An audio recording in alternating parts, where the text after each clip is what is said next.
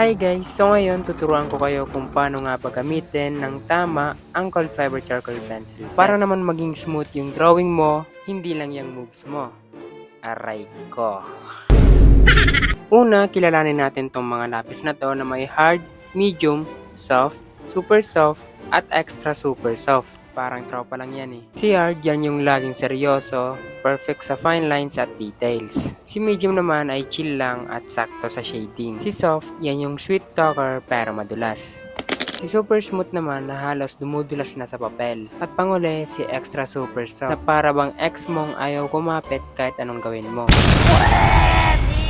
Ginagamit si hard panimula dahil mabilis lang siya mabura at madalis mo lang mai-erase yung mga mali mong nagagawa. Pag sa shading na, switch ka na kay medium. Smooth enough pero may control. Madalas ko rin to gamitin para hanapin yung mga dark na part ng reference. Pag gusto mo nang makuha yung soft shadow sa cheek o hair, gamitin mo na si soft o si super soft. So ginagamit ko sa extra super soft para sa final layer. Yun yung nagbibigay ng rich and deep blacks sa ating portrait. Parang final touch sa masterpiece mo. Ito lang yung charcoal pencil na kahit puro oling na yung kamay mo, feeling professional artist ka pa rin. Kaya kung gusto mo rin gumanda yung drawing mo at maging smooth din yung mood mo, bili na ng Gold Fiber Charcoal Pencil, nasa bio link.